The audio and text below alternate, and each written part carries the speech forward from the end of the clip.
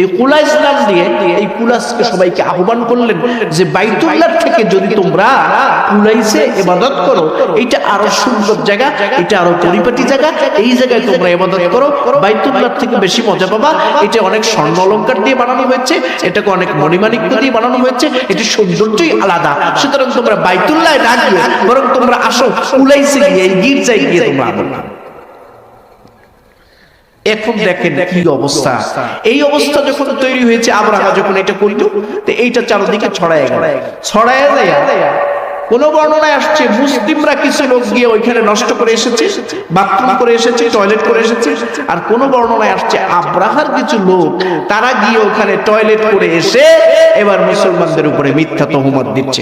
আমাদের দেশে তো এরকম অবস্থা নাই, আছে কাজ করে একজন, মিথ্যা অপবাদ দেয় আরেকজন, গাড়ি পোড়ায় একজন, দোষ আর একজন, গাছ কাটে, গাছের গুলি ফেলায় রাস্তায় একজন, দোষ আরো 50 জনের। এইবার যা যা পারো আশেপাশে যত পেয়েছে, অজ্ঞাত নামা যত আছে, যাকে ধরতে পারুক আর না পারুক, যারাই বুঝেছে হ্যাঁ সন্দেহজনক ভাবে ডাউট পেয়েছে যে হতে পারে, তাকেই দিছে লাগাইয়া। ঠিক সেম ঘটনা ওই সময় এরকম ছিল। এই ঘটনার আলোকে রাসূলুল্লাহ সাল্লাল্লাহু আলাইহি ওয়াসাল্লামের কাছে আসলো, জন্মের 50 দিন পূর্বে এই ঘটনা আসলো। এইবার এই যে কুলাইসের মধ্যে এসে